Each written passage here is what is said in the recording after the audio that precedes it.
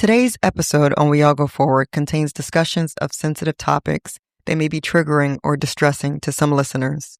Listener discretion is advised. You're listening to We All Go Forward, a podcast on self-leadership through setbacks. With ownership, action, and growth, be set back, only to be catapulted forward into a more progressed, truer you.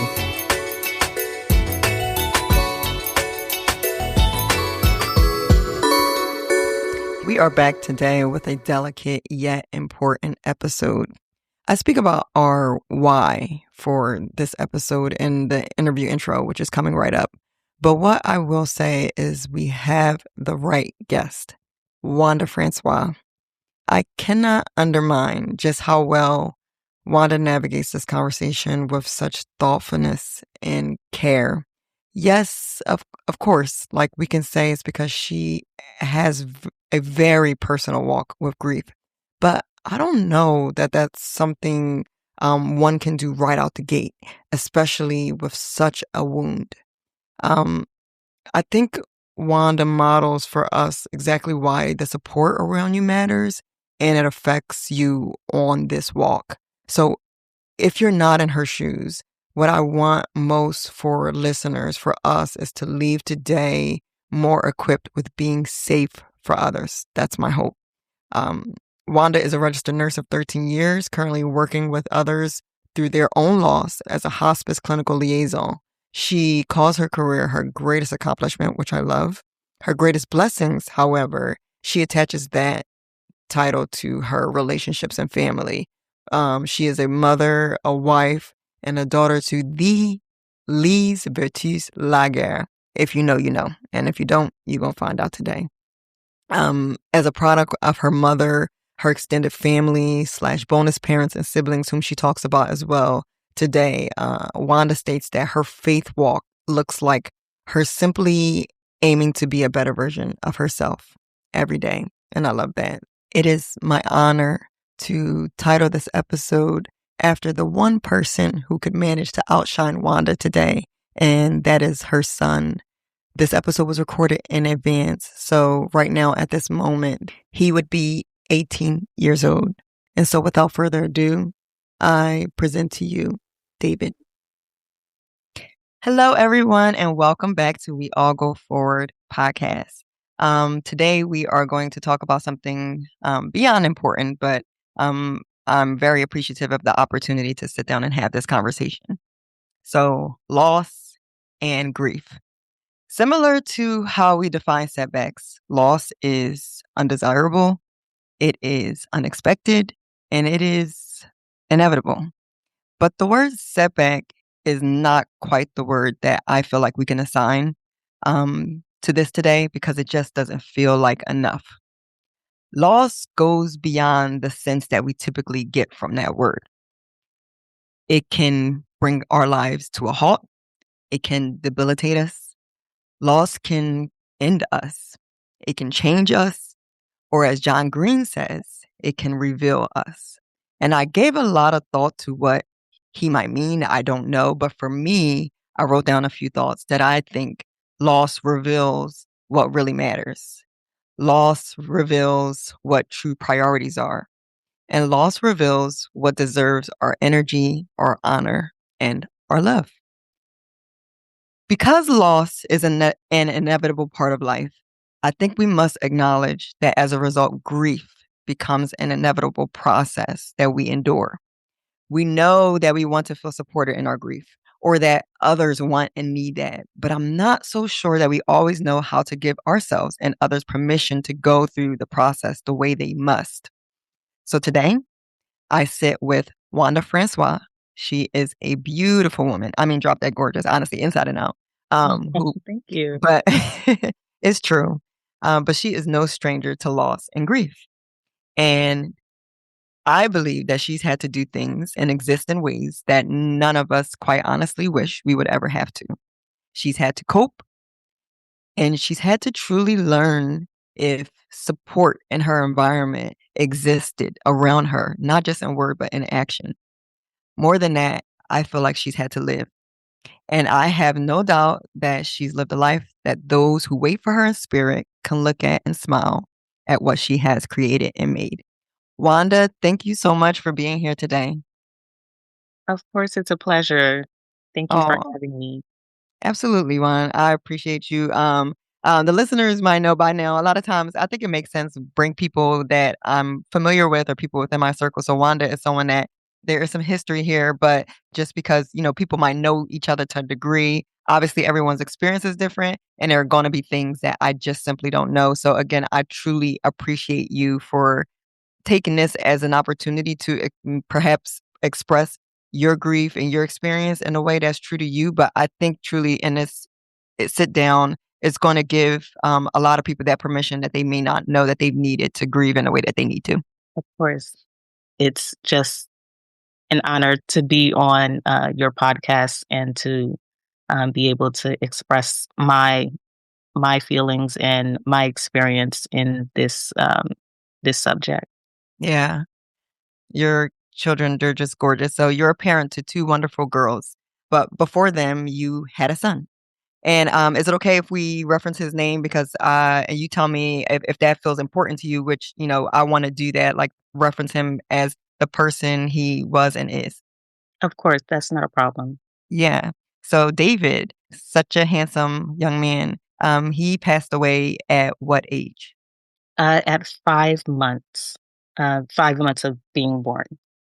Before we kind of get into this topic, I just want to give you a little bit of room to just, what would you want people to know about David, his life, his personality? I want to give you the floor. What do you want people to know about David? I think David would probably be um, one of the children that had more of my personality, very calm. Um, Even like in the belly, like he wasn't very active as opposed to my two daughters that I were pregnant with. They were very active when I was pregnant with them, but he was very calm. And even as a baby, he wasn't a baby that, cried a lot, only when more so when he was hungry. That's when you knew that he something was wrong. But for the most part, he was a quiet baby. He was very calm and he just was just a joy. So I think that Oh. he would have more of my demeanor kind of because my other two daughters, they're just very complete opposite of my personality. I love learning that. I think we run in the same circle. So I think a lot of people describe you as calm, yet they'll always say Wanda will surprise you. So do you feel like David was the same? You could have. I Oh. think so. I think, nobody's ever like, calm all the time. And I'm definitely not calm all the time. I have my moments as well. And depending on different situations, like it could be you'll see a different side of me. Right. But for the most part, I am like that's just how I am. I'm just Mhm. very relaxed. Like people sometimes my mom would say that I'm careless. But, that's just me. I try not to let things get to me too easily, and I don't know where that comes from. It's just I just can't allow things to, like, I guess, stress me too much or, consume me so much, Yeah. and I think that's also a coping mechanism as well. So, 'cause even at work, they're always asking me, "Wanda, how are you so calm?" Or if they're stressed about something, and then I'm just like, just trying to get them to relax or, I just think that's just my personality altogether because, that's just if I'm too stressed or too amped up about something, it doesn't allow me to work at my best potential or to Wow. process in my best potential, do anything in my best potential because like I feel like that's when I make mistakes or that's when I'm not at my best. So it's just That's being very calm. good. Yeah, being calm is Yeah. what makes me that's how I function. I love that, and I love that you're, like, just putting that out there, like, "This is me." I think personalities like you said, we need them. I feel like Matt's like that a lot, that he just has a certain level of calm, and when he does break out of that calm, that's when we be like, "Oh my goodness, like, you were holding on to that?" But I think he gets some of that from me, so I really appreciate you here like, just hearing you say that, and I love, hearing that David was, similar to you in that way. Tell us about the day that you learned you were pregnant with him. What was it like during that time for you? It was most definitely hard because I was in college at the time. I was in a relationship with someone, and actually, we were actually, I believe, broken up at that time. And then I found out that I was pregnant, and then I went to him and I told him about it. And then I'm like, what are we gonna do? And he always wanted children, but when you're in college and you're so Right. you don't know what's going on, um you're just that's not in the playing cards. Yeah. That's not what You're you weighing out your options, like, is this the best? exactly. Yeah, that's real. Yeah. Yep. Yeah. So finding out that I was pregnant, it was like I say it turned my whole world Yeah. upside down. That's when everything in my life changed. And even though everything in my life changed, I was happy knowing that I was bringing life into the world. Yeah. So, it's definitely a two-part to it. Absolutely, and I think you know what, that's where I think the just that contrast, I get a visual of you saying, like, on one end, life is going to now show me who I am, and, yet the person that's, causing all not causing all this, but a part of all this is the most calm, like, "I'm chilling, I don't know what y'all doing out there, but I'm chilling in here." So did you feel socially supported at that time? It's a mixture. I would say that I felt mainly alone, because when you're dealing in that situation, even though there have been people that went through that situation, but I didn't feel like I could really talk to anyone. And also because of the fact that I was Celly's daughter. Mm, So yeah, it's like I felt like people were expecting so much from me, and just to have the conversation about it, it was like kind of like shameful to speak about. So wow, it's not something that like I really spoke to people about. More so, I would say the people that supported me were my close families, like my sisters, Natasha and Christy, my cousins, and those were the main. And also, I had a college friend, my college roommate. Actually, she was very supportive because actually, she was she pregnant before me. I think we ended up being pregnant around the same time. She was wow, it was in a similar situation, yeah. and, she actually was broken up with her, boyfriend, who's now her husband at the time as well. So but she Y'all was both very were going through, yeah, like you say, "I know we coming to college. I know people say college exactly. is a time to that Yeah. challenges you, but this is like, yeah, next level." So I wanna give perspective though to the listeners. One, I always the listeners do know that I'm Haitian, Haitian American. So a lot of the times, listen, listeners, we bringing Haitian people on, okay? And a lot of times, we talk. I always say that joke that they learn about one Haitian word per episode. Not really, but close to. But she said that Wanda said something very important. I just want you guys to have like just a little context. She said I was Celly's daughter, and Sarah is Creole for Sister. sister. It's like in church when you say sister so and so. So when she say I was Sarah Lee's daughter, her mom Lee's is sister Lee's. That's how we know her. And we're gonna talk about her mom actually in this episode and just honor her for just the amazing woman she is.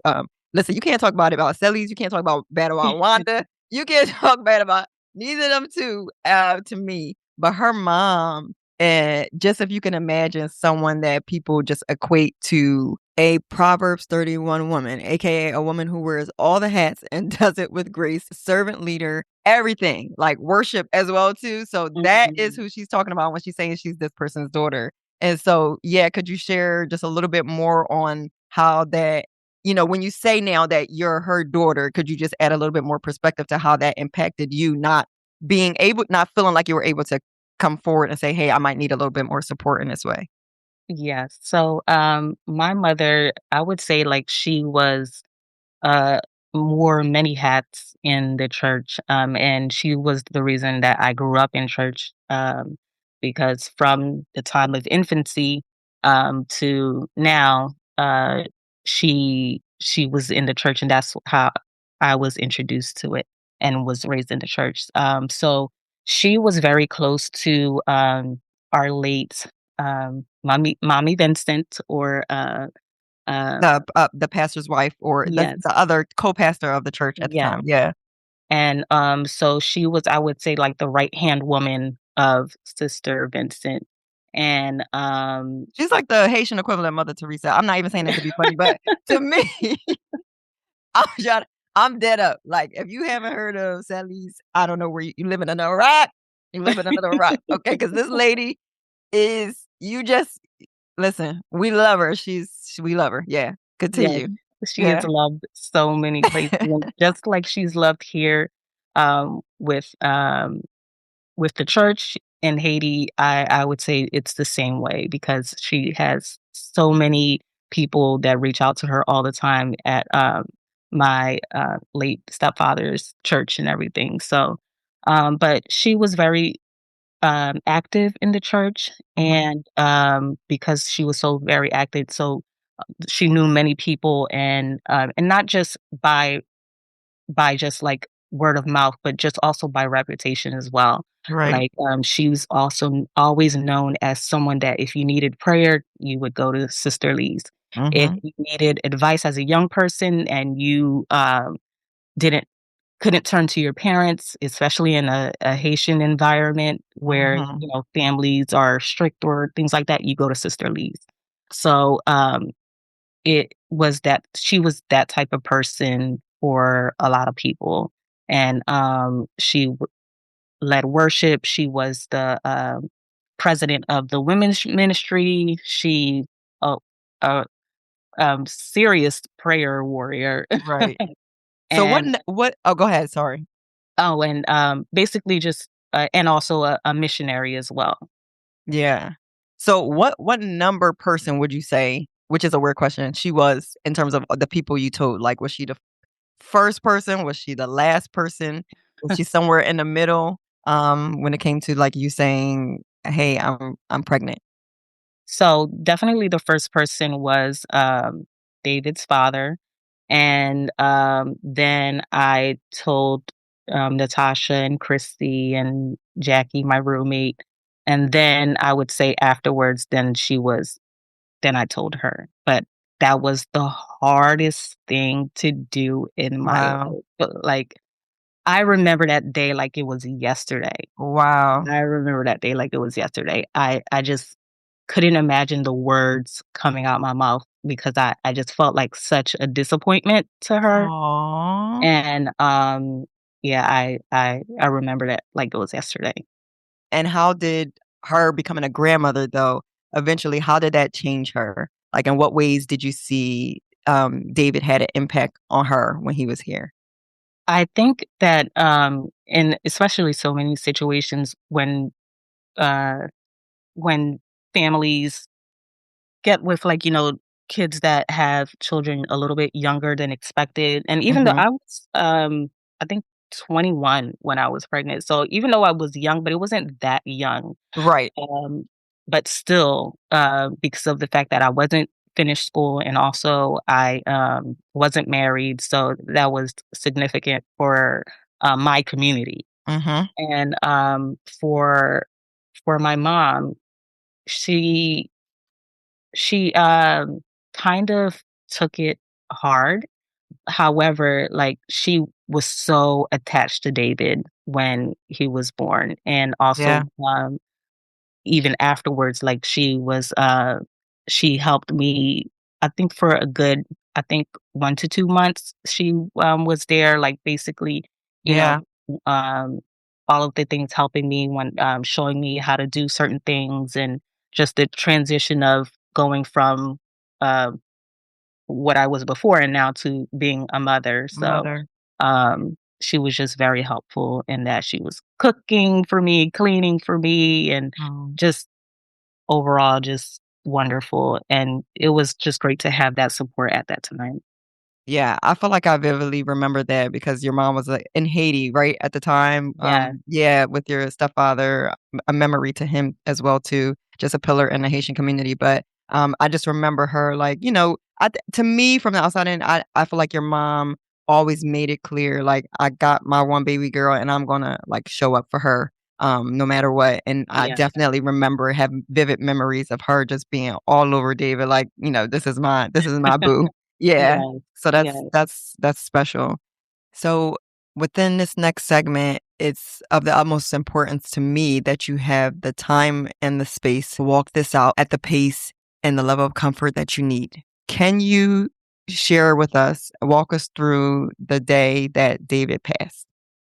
Yes, and that's also, another memory that, I never forget and also feel like it was yesterday, and I could Mm. remember vividly the different moments of when I realized that he passed. He was born premature.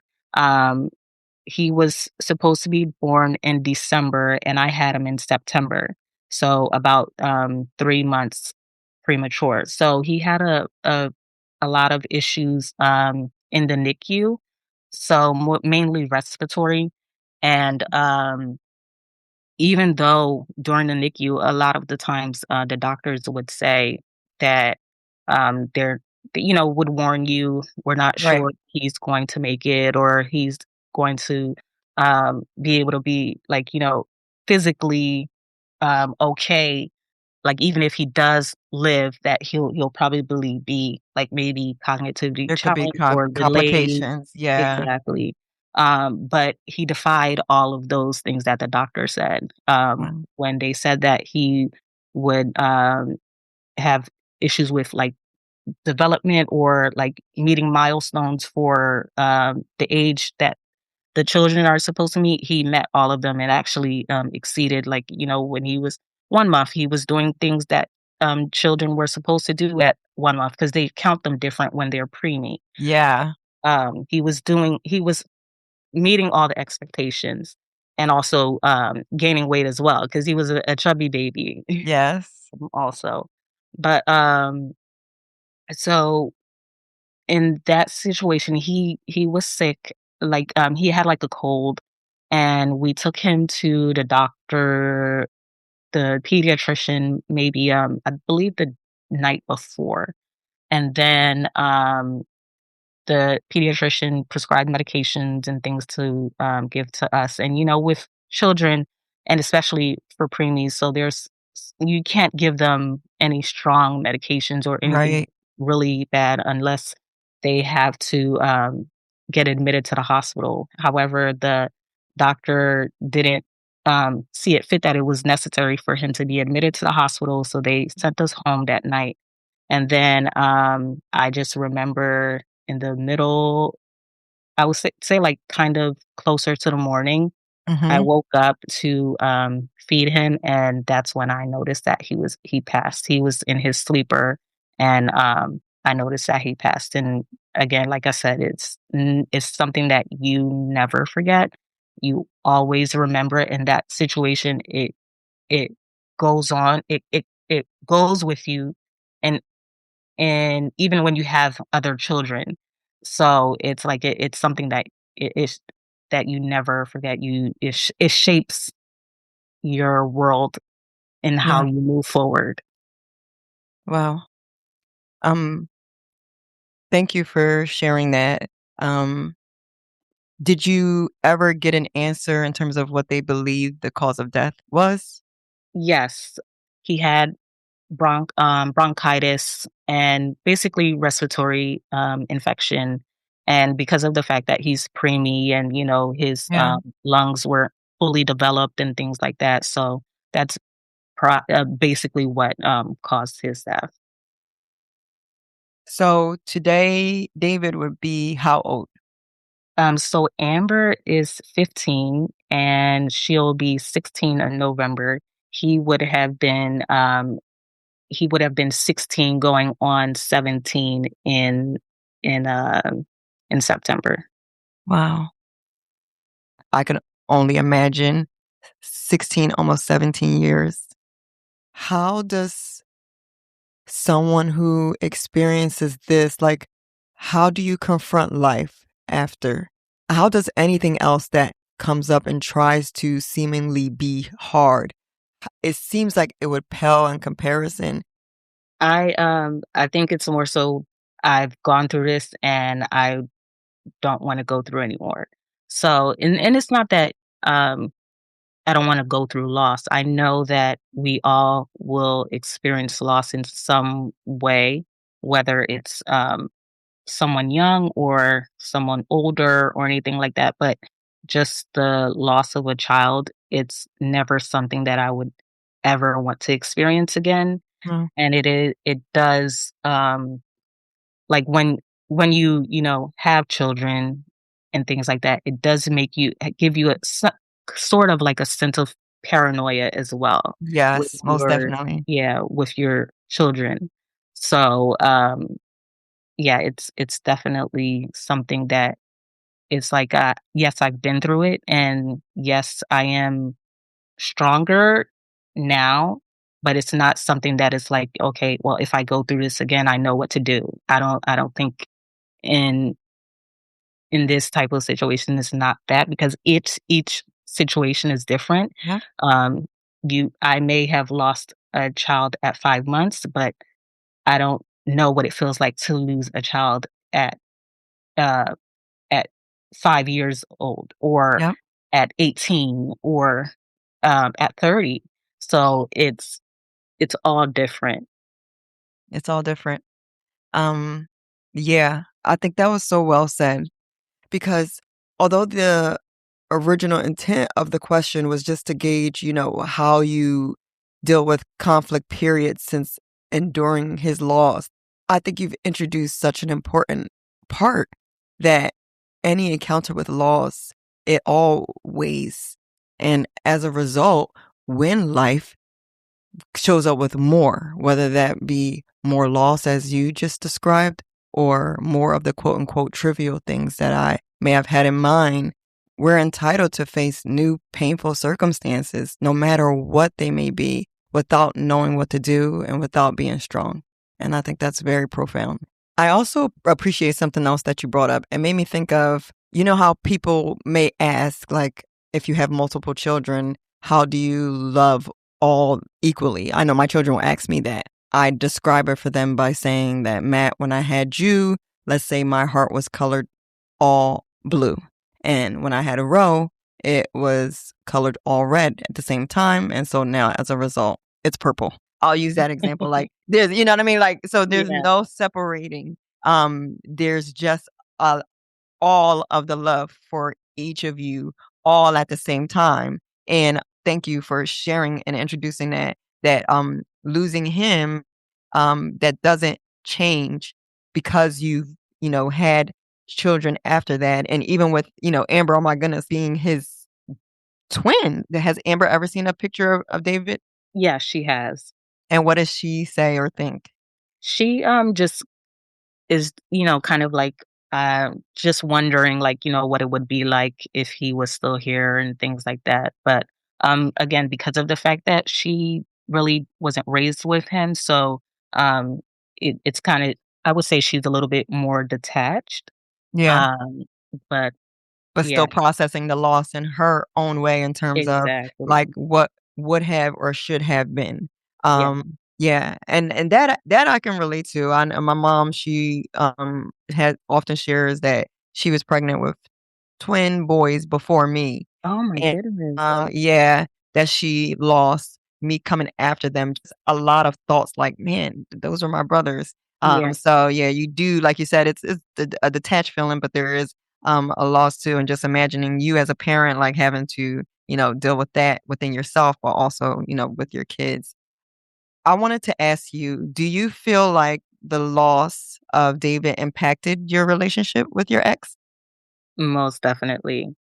I would say that, it's I would say maybe that was about 50 to maybe 70% of a contributing factor as to why we divorced.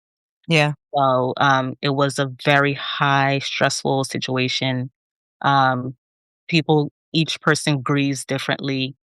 So and I can't even, blame him for how he grieved. it affected him in his own way. That was his first child as well. Mhm. Just it was my first child, and it's our first time being married, and also Yeah. we're very young. So it was everything all hitting you all at once. So Mhm. he took it very hard, and it affected our relationship a lot because he had different coping mechanisms. I had different coping mechanisms, and I think that just definitely we so David passed in March of 2008, and we ended up separating in, I want to say, like, kind of January, or yeah, yeah, around January, or some, like, in the Of early that part of of that next 2000, year. yeah, of Yeah. 2009. Yeah, I mean, I hear like one, just the way that you can just tell that you have done a lot of work in this, or like just maybe sat with your feelings, or even how you describe his grief and just understanding like that hindsight perspective of why things may have transpired. Not like you said, it's not everything, but it contributes a lot. And so I actually read an article from Psychology Today that says the death of a child can also lead to marital stress. If there have been unresolved issues in the relationship, they can reemerge often and but with greater intensity. Different grieving styles, as you just said, of husband and wife can also cause hurt and misunderstanding, exacerbating the pain they already feel. That The is right on the money. Yeah. Wow. So physically, did you and do you still deal with symptoms from David's loss? Yes. And I would say it affects me more so when the child is younger, like Hmm. when we're, like, in their infant toddler stage, because of the fact that you're always scared, and also if they get a cold, or if they get sick, have a fever or anything, I'm always afraid of what if after that. Will it worsen? Will So it kind of heightens everything in that sense. For me, in the back of my head, like, I I have my two children, I'm sorry, now, but it's always in the back of my head, like, God, just don't let me go through a situation Yeah. like this, especially now that my children are getting older. I just don't want to have to go through that. I can go through other things, but just losing a child again, I just don't want to ever have to go through that again. Wow. I I knew this was going to be a really hard interview. Um, but you know, yeah, I'm sorry.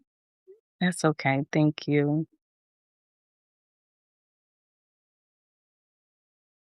Um, I don't know that I I've given room or I've had these conversations with people who have experienced what you've lost, but just that anxiety, like you're saying, of I just I don't want to go through this again. Yeah. Yeah, exactly. Um. So what were I want to kind of explore a little bit more of a lot of times humans we can say stupid and thoughtless and hurtful things. Also, maybe is because it's such a like children just feel like such an untouchable topic. And perhaps we try to, or any loss, we try to avoid people who are grieving for fear of saying things or doing things wrong, which is equally bad. But what were people like to you during that time of your loss? I feel like, of course, everybody can only answer this question in their own experience. But because of the fact that, one, I'm Haitian, Yeah. and two, like, this is my community, so I can my experiences just from as a Haitian American. In my situation, I feel like it was very difficult. I feel like Haitians are very not educated as far as the part of how to speak to someone that is going through grief, how Hmm. to cope, or, like, give support. it's very limited as to what to say or like how to be appropriate in what to say or how to treat somebody. Yeah. So I felt like, especially when it's kind of like it's not, of course, I'm not the first person that, went through this or has lost a child, but I feel like because I was one of the people that was maybe in our church group as a younger Yeah. person that went through Absolutely. a situation like that. So there was no one that was able to, give advice on this or say to maybe an adult, well, this is not what you say to somebody. Yeah. There were a few instances where there were people, that said to someone that, that's not how you respond to someone. But I would say in the most part, as far as like in the Haitian community, there's just a lot of learning that needs to happen Yeah. in even now, because I see it even today, and not just with children, people losing children, but also loved ones in general. Um, Yeah. there's a lot of learning and changes that need to be made in the Haitian community. I can't really speak to the American community. I could say definitely from my friends from school at the time, they were very supportive and um, of course, I wasn't as close with them, instead of the only ones that I was really close with was more so my roommates. But everyone else, it was, kind of like, vague responses and things like that. But as my main experience was with the Haitian community, and that wasn't uh, too positive, I would Right. say. I think about our community and I think about, and we joke about it on in certain ways, right? And how Haitians or Caribbeans or West Indians or different people from different cultures or countries can be really harsh, even just with everyday things. They could be harsh with school and work or marriage or your looks, your weight. But now you take that and apply it to loss, and it can be quite detrimental. I think there has to be some ownership there, me hearing that this is your people, right? But yet your experience was overwhelmingly or majority not positive, and that's disheartening. But I appreciate you for calling us out, and that's why I wanted to ask this question. And your response just shares that we could do better. And so I'm thinking about grieving parents, and I'm thinking about people who may be listening, or maybe friends or family of those individuals. I'm thinking you could help us, which is what this podcast is all about. And so, if you could sum it up, what would you say? What would you share are some things that people should not do with a grieving parent? And equally, I'm going to ask the opposite. What are some things that people should do? Yes, definitely. So I definitely feel like there's, certain things that you shouldn't say. Never, tell the person that lost a child that um, God will replace them with Mm, with something better. That was said to me. wow. Never say, and everything that I'm going to say was said to me. And I understand, the reasoning of people saying God has a reason why. I understand that as a Christian as well. But in that setting, it's people. Then you're asking, okay, so what was the reason? What is the reason that God takes an innocent child? You Yeah. know, so those type of things. It's not the. I don't think there's ever a right time to say that, honestly. It's not, there's not. Also, kind of like, putting the blame on the parent. So why didn't you do this? Why didn't you take him to the doctor sooner? Or why didn't you tell the pediatrician this or that or something like that? So sort of like putting the blame on the parent, Hmm. or you have to be strong because, again, like I was telling you, everyone have their own coping mechanisms. So um his father, was taking it very hard. So a lot of the times I was getting, well, you have to be strong for him because of the fact that he's taking it hard. And everyone grieves differently. You can't tell someone to be strong Be for strong. like, I'm literally a mother. So it's I'm also grieving as well. And also, like, there were there was, someone that lost a child and, saying, I know how you feel. Yeah, you may know how I feel, but or experience a similar situation, but it's not It's not how I feel. exactly, it's not the same thing. Yeah. We're in two different parts in our life. And you may have had a situation go this way, but my situation is different. And also, I think one of this is very important as well. And I feel like Haitians do this not just um, with younger, like losing a child, but with just losses in general. Telling them to remove pictures or anything that Wow. makes you have like a memory of the child or things like that.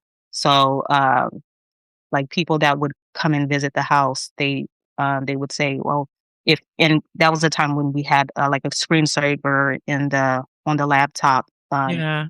background, and then his picture would flash up, and then they would say, "Oh no, you shouldn't let that picture. You should take remove those pictures." No, why would I do that? Those are memories of my son that I lost. Like Yeah. I'll remove those pictures where I will never get that back. Things like that. And even now, I see that. And it's also like, a teaching moment Yeah. because I recently went to a funeral um of my cousin. He was actually in his 30s, and my mom was telling my uncle, because his mother is my aunt was taking it very hard. And there's, of course, pictures all over the house. And Mhm. whenever she would see a picture of him, she would start crying again. And mind you, this is maybe the day after the funeral. Wow. And my mom is, before we're leaving um, to go home, my mom's whispering to my uncle, make sure you remove the pictures. And I immediately stopped my mom. I said, Good. "Mom, don't do that. Yeah. Yeah, do not do that. Do not tell him to remove those pictures. This is literally the memories of that person. I understand it. It's nothing wrong to cry. It, Yeah. it's nothing wrong to feel. These are all part of things that we have to do to grieve, um, like in a healthy way. Yep. It's okay to cry. It's okay to feel those things. It's okay if you want to stay in bed and think about your child or think about the person that you lost all day. That's okay. Of course, there are times where if it, happens like, for a longer period of time and then where you may have to seek other support, but it's especially the day after a funeral, you can't do that No. because that's that's literally someone that was in that person's life for over 30 and some years. So, you will never forget the child. You'll never forget those memories that you have. So it's one of those things that, and again, like I said, it's a teaching moment. It's also learning that we have to spread in the Haitian community. And I'm sure it also happens in the American community as well. Just certain things. You just, just be supportive of that person. You don't have to say, I know what you're going through. Just say, I feel for you. If you need anything, just let me know. Or if you don't want to talk, it's okay. If you want to cry, it's okay. It's Wow. all right to feel those emotions. I can only imagine that just you, being an advocate for her in that moment, I feel is big because maybe now that relative won't go and do something that could be triggering or do something that could be insensitive on account of you just normalizing and saying, give her room to grieve. And it almost makes me feel like perhaps like we just don't how to deal with or we don't like to see the quote unquote ugly of things, Yeah, right? Like yeah, we don't want to see like a process is a process.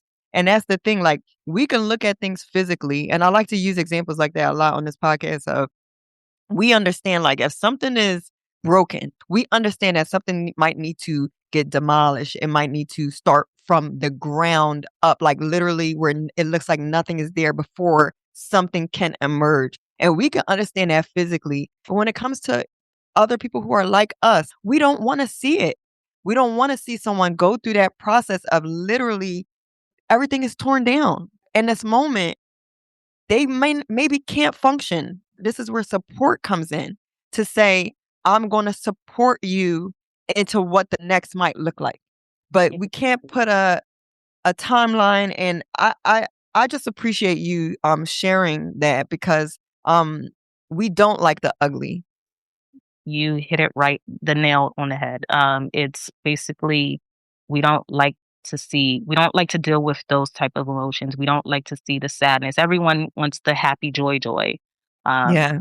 you when someone is crying, you want them to stop crying, or Mm, you want them to be better or things like that. But everything takes time, and it's not like taking time where someday everything will be better. No, it'll be different.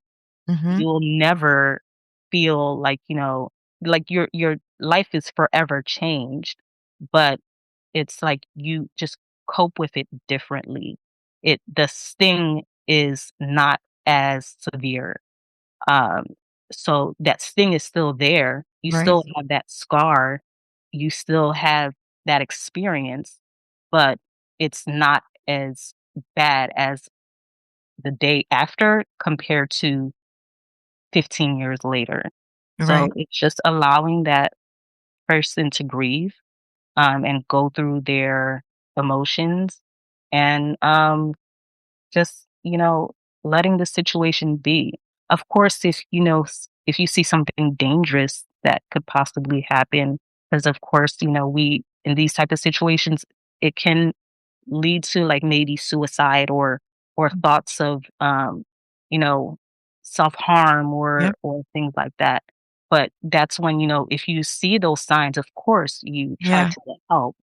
But if that's not what you're seeing, Then don't grieving is snuff it out. okay. Yeah. Don't snuff out how someone is grieving. Yes. Yeah. I once heard this description and it stuck with me. And I feel like you're kind of describing this where it was a description of grief. I don't know if you've ever heard of this. And someone, I forget who it was, but they said grief is like a ball in a box. And if you kind of imagine like the box, potentially the box represents time, right? And so when you first experience a loss, the time is short for when it happens. So the box is very, very small. And so if you just imagine this ball, the ball doesn't change size because the ball is grief. Your grief will always be there, like you're saying. So when the ball is inside that small box, the ball is touching every corner, every piece of that box. And so and when it's touching, if that's pain, that almost represents pain. So you feel a lot of pain, and you feel a lot of insert every emotion at that time. But as time progresses, the box grows. And it's not that your grief changed.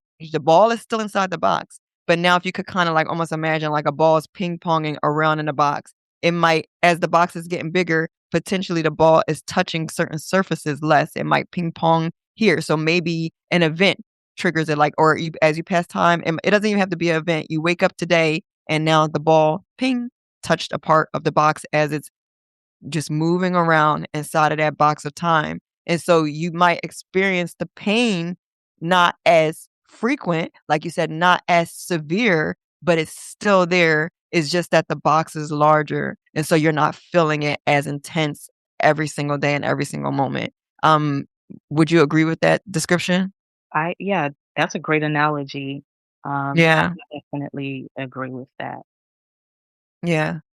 So just you touched on something, a lot of things, and I guess I feel like I have to ask for people who again may be experiencing this right now, or just again in terms of how we can be supportive for other people. Were there resources that you used or still use to help you? Honestly, like I explained before, because of the fact that like I was like one of the only people like in my circle or group of people that went through this situation, there wasn't really much like support, not support, I would say, resources that I used. Honestly, like I know, and there was actually someone from the church, and I thank her for this also, but she encouraged me to go to therapy. I never Mhm. did because I didn't know how to go about it. Yeah. Didn't know the resources that were available to me. And now that I know, like, especially with the big thing with mental health now, Mhm. being so important and it's a big stress on that. Um, I didn't have that back then. So I didn't really have any resources. It was just coping, honestly. Mm. It was just I didn't know if what I was doing was right or if what I was doing was wrong. I was just going through it day by day. And it was kind of like, winging it and just Yeah. not knowing what to do, but just feeling in that whole situation. But so I didn't use any resources. I wouldn't say like um, I used, my spirituality or anything.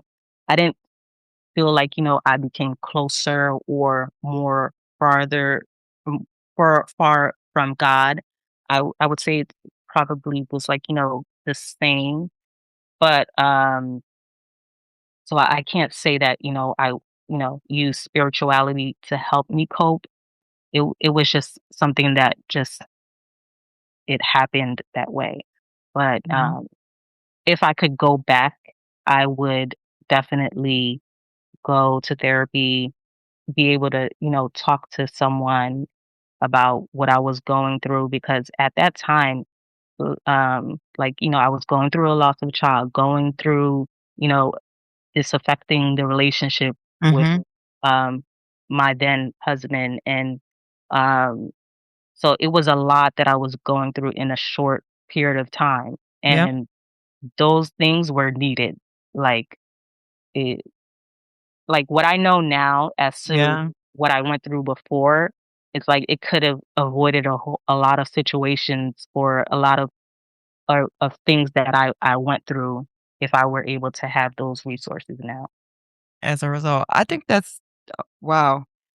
Because one, I love that you said I didn't know if what I was doing was right. I didn't know if I was with what I was doing was wrong. I just, you just kind of kept living it out one day at a time. And I think that in that's um a resource or a strategy that you're giving people in terms of time. And just again normalizing that things take time. You're not gonna know what to do because that's the thing with loss, that's the thing with grief, that's the thing with hard moments. You don't have any resume in this area. And so when you experience it, that's your reality at that moment. And so I think that that's very much a welcome, I can imagine, strategy that people could just embrace. I love that you're just sharing if I could go back. And also that how life may have transpired from the fact that you didn't have maybe have people to talk to or have certain resources. I think that's why this conversation is important. That's why allowing people to grieve is important. That's why the process is important. That's why if you have to cry, if you have to be angry, if you have to allow yourself to go through those things. If not, like you said, you saw some residual of what in your life of not having the room to do that. That's 100% correct. Yeah. And so I think about you. I started the thing is, it started to come to me that David, your son, was not your first loss in life, that you had endured loss before him as well too. Yeah. You had lost your father. Yeah. Do you remember that? I don't, because I was a baby at that time. Okay. I believe I was either m maybe months to almost a year when my father passed. So I never knew him. Do you feel like people put a pity framework or frame around you very early on? Um, I wouldn't say so. I didn't Okay.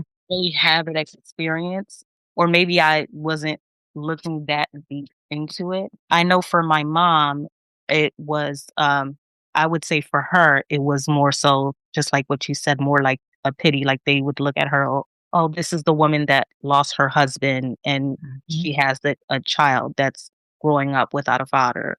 So,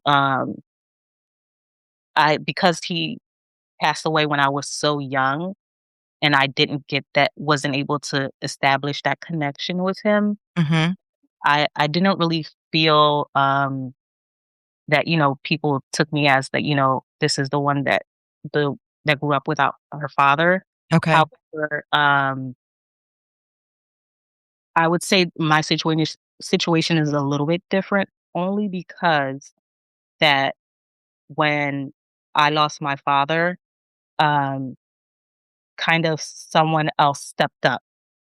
And so, um, just a little backstory. My mom's best friend at the time, which is who I was raised with, she had a child as well, and she was married. Well, is married. I'm sorry, and they grew up in Haiti together, from the same town. And when my mom lost my dad, my mom was living in New York at the time, and she was living in Philadelphia, and she told her, "You're going through a very hard time. Come and live with me, and so that we can just help you, cope with this situation because it's not easy. You're raising a child by yourself, and then you're dealing with loss and things like that. So come stay with me." And um, from the time of 1 years old to the time of even now, her husband was like a father. The father. When I was younger, I didn't know that I didn't have a father. I thought that he Wow. was my dad Oh, until, when I started to get more knowledge of what was going on, that's when I found out that he wasn't my father. So, and that my father actually passed away. So, and not saying that I did have a dad, 'cause you can never replace someone. right. He was like a father figure in my life. And we were raised in the same house from, again, like I said, from like 1 years old to um, in my 20s when I was in college. And so Wow. I was raised with with his children, and Yes. they were like, they're my brothers and sisters. Even though I'm technically the only child, when people ask me, do I have brothers and sisters? I say, yes, I have Absolutely. five brothers and sisters because I grew up with them. So I don't know that I knew, like, of course I knew that you grew up with them. I don't know that I knew like all that backstory, exactly how deep those roots go. And yeah, that's why I really appreciate moments like this. That's such a big honoring moment, like everything that you just said, right? That you didn't know that you were lacking in a certain area. And I think that's so important. It really speaks to what we like, a lot of what we try to highlight and talk about here, that surrogacy, right? Someone stepping in, someone advocating, someone filling in or going before someone else, so that way other people don't have to feel any loss or lack. And I love that that seems to be a big part of your story, right? I feel like even in the beginning when you talked about the people that you told when you were pregnant with David and going through that hard moment, you're listing sisters, you're listing roommates, you're listing not just women, but in that moment, women who kind of came around you, right? And supported you. And even though there were many who didn't do it right, you had just that core few who did it well enough for you to keep going and be able to do the things that you've done. And then also, even with the loss of your father, I hear you saying like your mom had a friend, right? Like I just think about, give it up for, like, you know what I mean? Those girlfriends, those friends, those yeah, sisters, and those people like who stand in as fathers and they fill in that gap. He and they as a family did such a great job that you didn't even know that you had that loss. Oh, wow.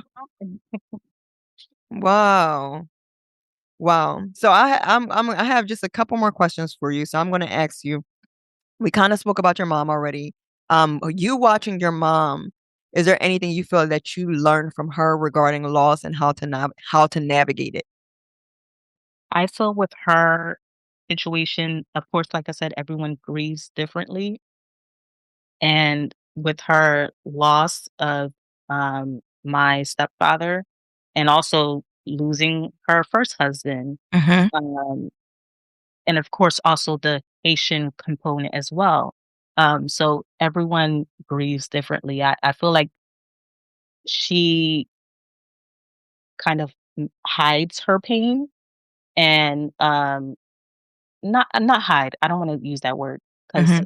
not hide her pain, but it's like doesn't want to completely express everything and also like, deal with more than what I may see Mhm. because I may see her, only crying that day of the funeral, but what I also see is weight loss. What I also see is Wow.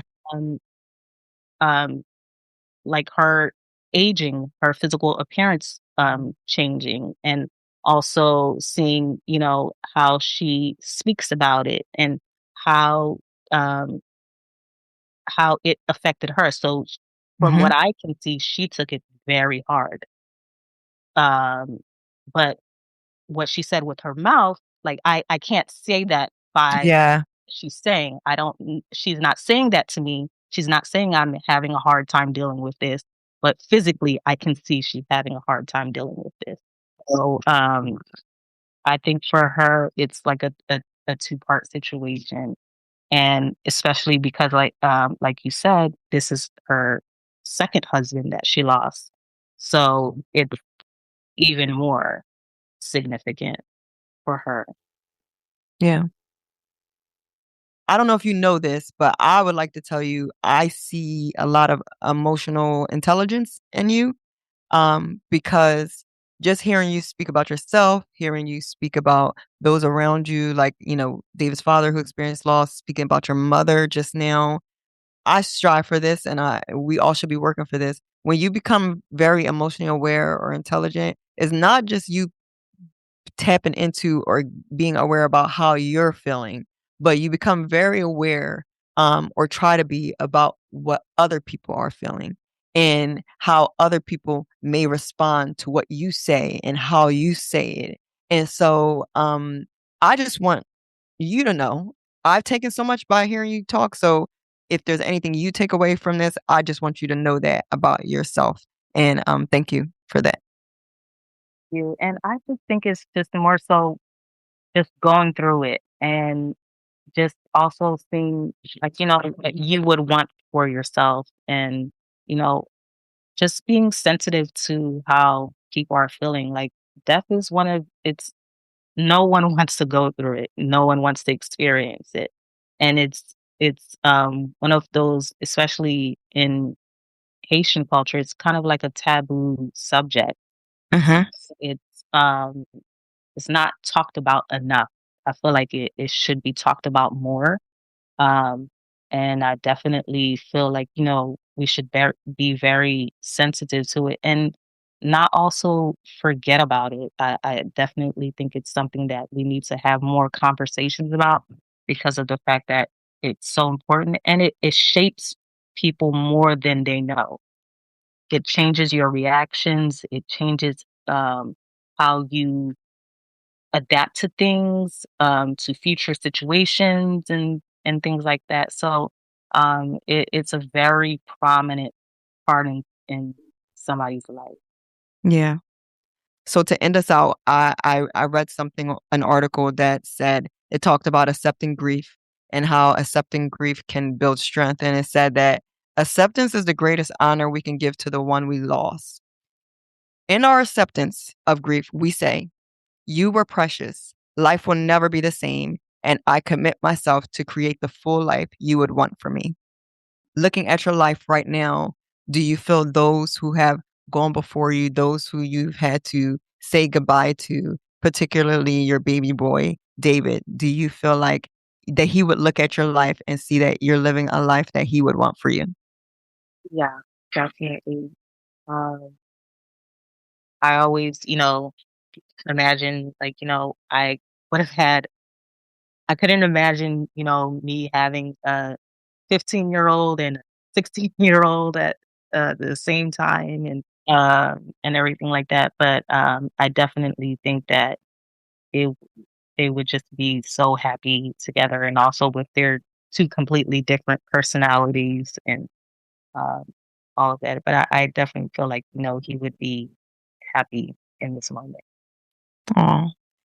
Well, Wanda, to end out this episode, I wanted to, if it's okay with you, just take a moment of silence and remembering your beautiful baby boy. Is that all right with you? Of course, thank you.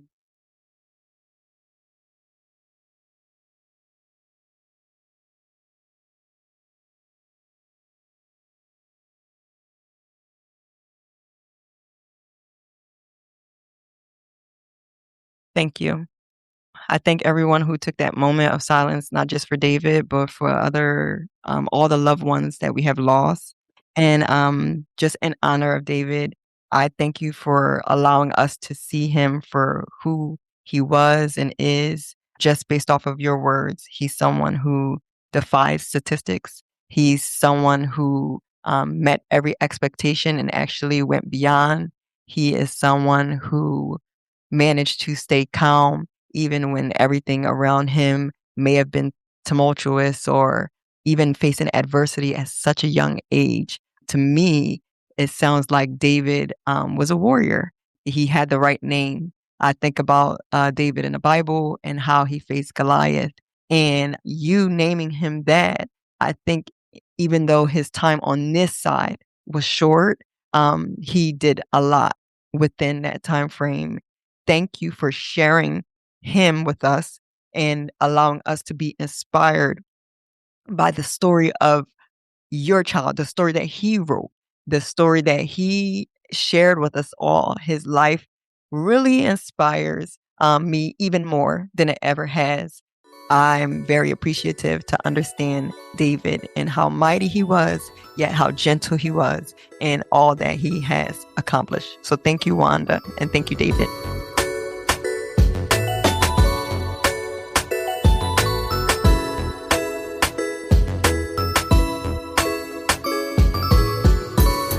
Thank you all so much for listening and being here. At the end of this episode, she actually shared with me how she had not spoken about many of these details in years. So as you guys can imagine, that this was very therapeutic for, I'm sure, all of us involved. I think after an episode like today, I cannot stress enough how much every single one of you, every single one of us are important. Our stories are important. And even our pain can somehow be used for more. Honoring someone we've lost, that counts for everything. So as we move in the right direction, that is forward and progressing, never stagnant, we become a resource for others to do the same, and the cycle continues, but only if we move. If you go and I go, we all go forward.